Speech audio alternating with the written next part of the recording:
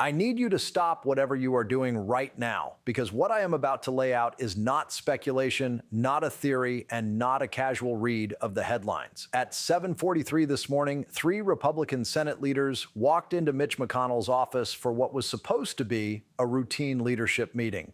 47 minutes later, they walked out, and within 2 hours, Washington was burning with the most consequential internal party revolt we have seen since Watergate. This is not about policy disagreements. This is senior Republicans reaching the conclusion that Donald Trump has become ungovernable, and what triggered it is going to surprise you. If you care about what happens next, subscribe right now and turn on notifications, because the next 72 hours will decide whether the Republican Party stays intact or fractures in a way it cannot undo. Here is what nobody is reporting yet, and here's what I have confirmed through three separate sources inside the Senate Republican Conference. Early Wednesday morning at 2:17 a.m., Donald Trump places a call to the Senate Majority Leader and demands an immediate vote on what he calls the Emergency Powers Expansion Act. He delivers an ultimatum: pass it by Friday, or he will primary every single one of them. He threatens to campaign against Republicans in their own states. Then, at 6:30 a.m., leaked audio begins circulating, a recording of Trump privately saying, "I do not need the Senate. These people work for me."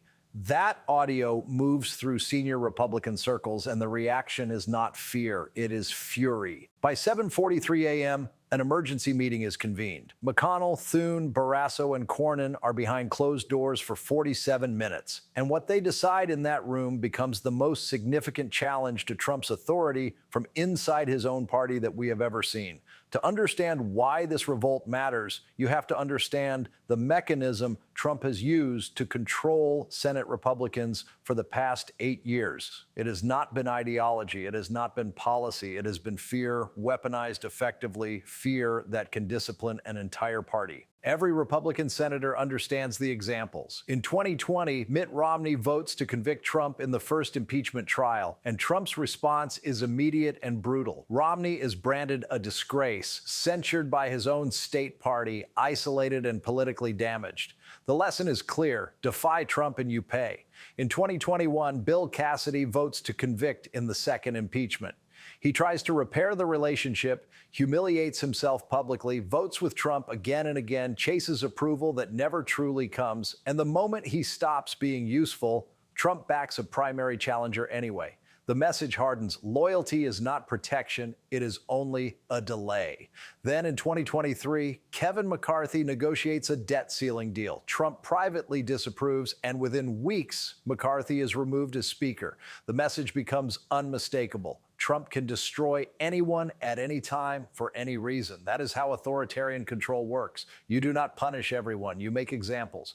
After that, fear does the rest. For 8 years, that fear has been absolute. Senators watched careers end, watched colleagues get humiliated, watched the cost of defiance play out in real time, and they kept deciding that obedience was safer than resistance. But Trump failed to account for one thing: fear only works until people understand the threat never stops. That realization arrived this week because three factors converged and changed the calculation. First, the electoral math shifted. The 2024 Senate map is brutal for Republicans. There are 23 Republican seats up for election and only 11 Democratic seats. And polling now shows Trump association has become a net negative. Specific data from Montana, Ohio, and Pennsylvania shows Republicans dropping 6 to 8 points when directly tied to Trump. One senator put it plainly to a colleague: "I can defend conservatism. I cannot defend chaos."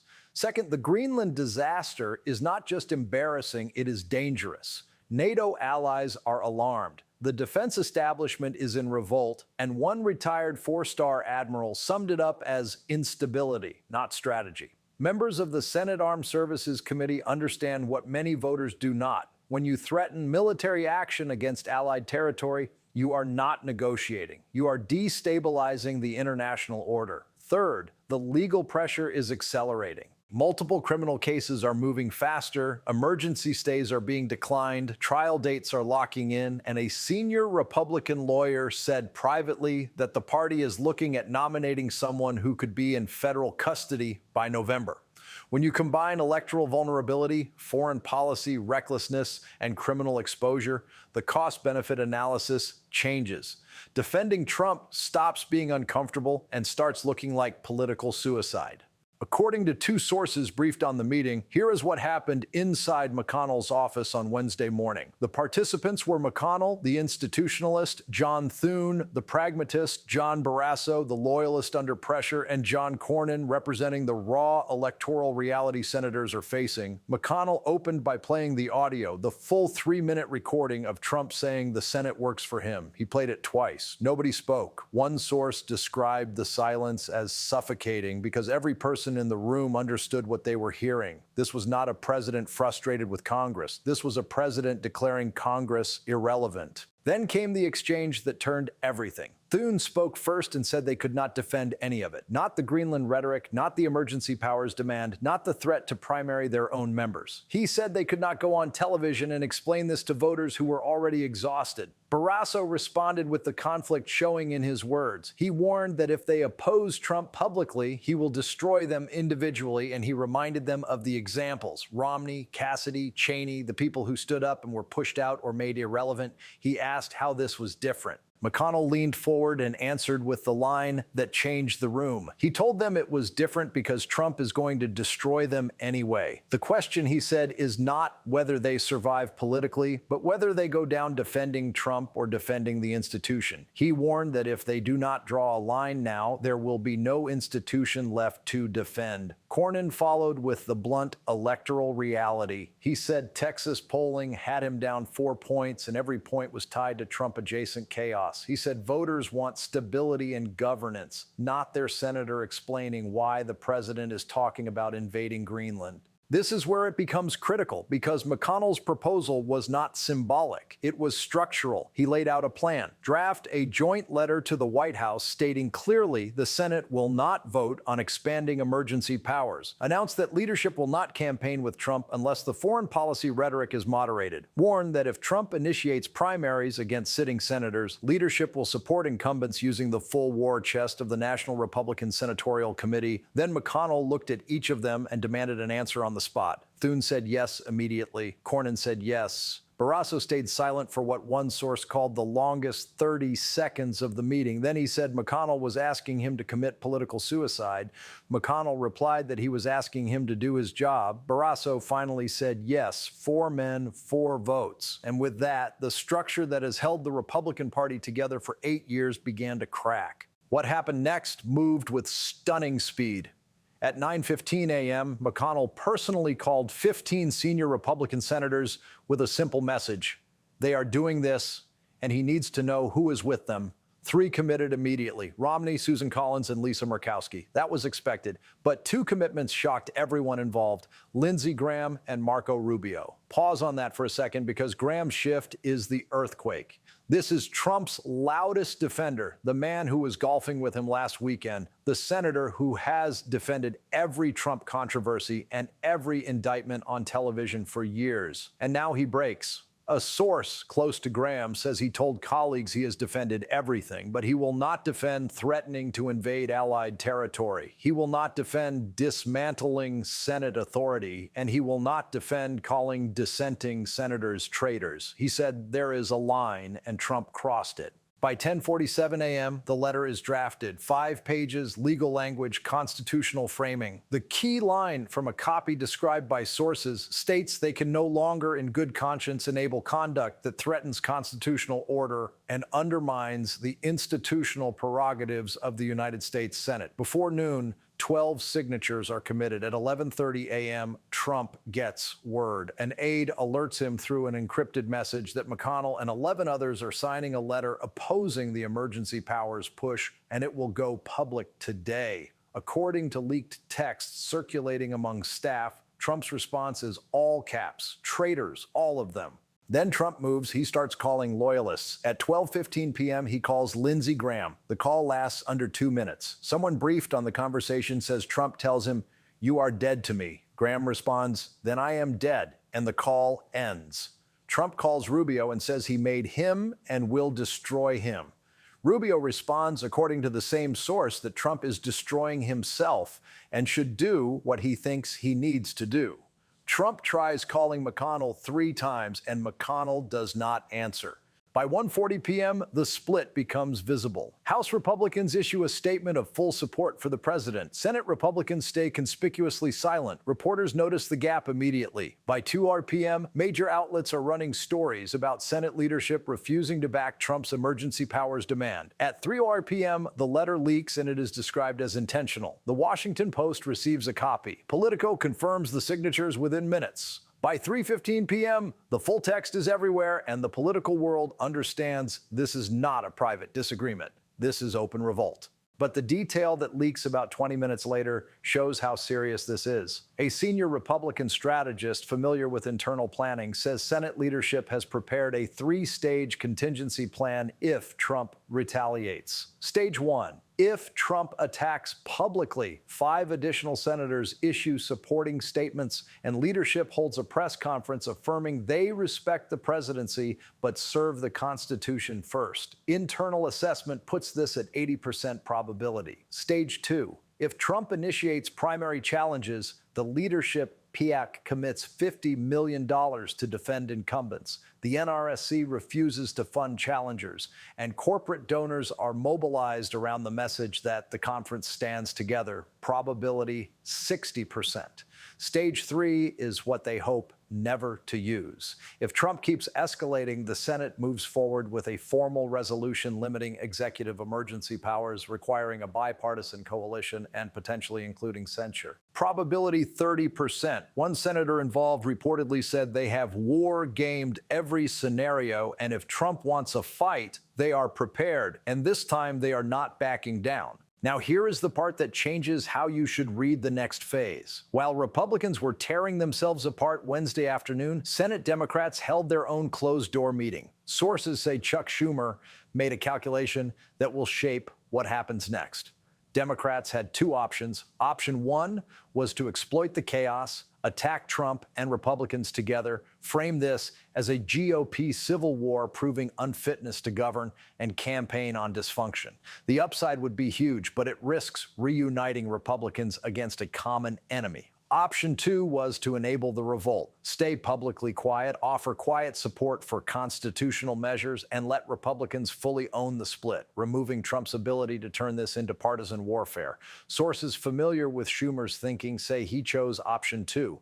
The effect is political judo. If Democrats do not attack, then the story becomes Trump versus his own party, a narrative Trump cannot easily win.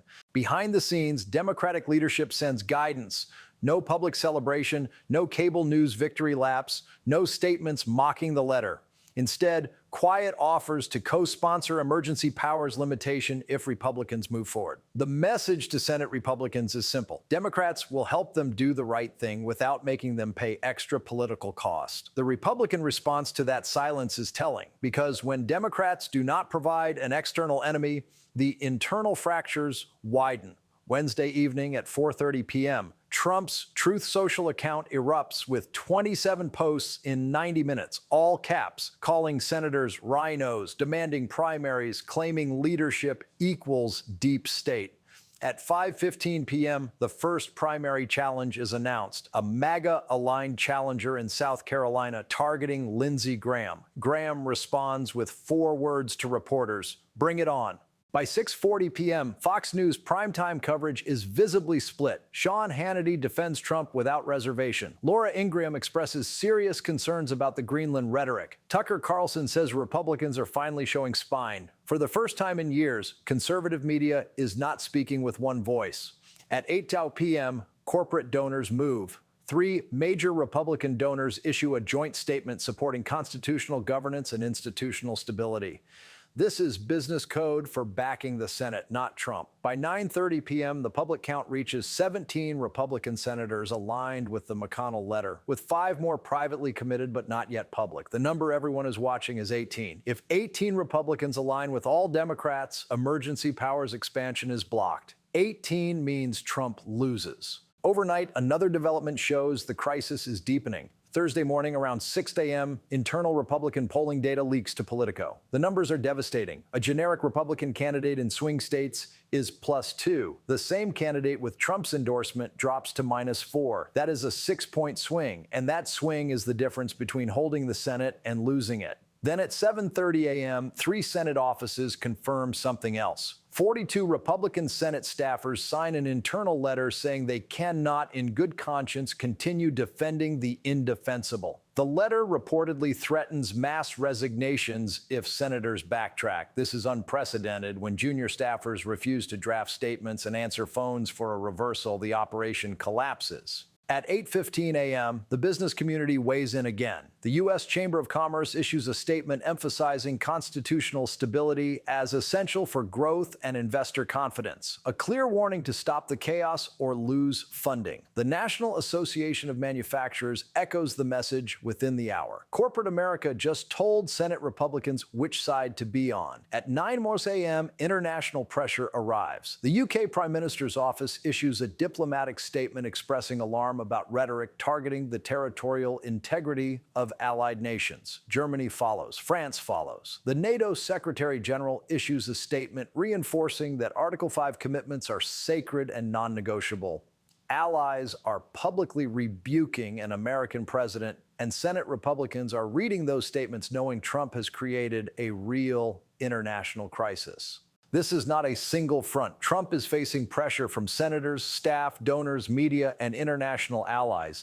This is encirclement. When you are surrounded, you retreat or you escalate. Thursday, Trump chooses escalation. He announces an emergency rally in South Carolina, Lindsey Graham's home state, scheduled for this Saturday. The message is obvious: real Republicans versus Rhinos. It is Trump declaring war on his own party in the most public way possible. By 11:30 a.m., Trump meets with his most loyal House allies. Names described by sources include Marjorie Taylor Greene, Matt Gaetz, Lauren Boebert, and leadership figures within the House Freedom Caucus. They plan what one source calls a maximum pressure campaign against Senate Republicans.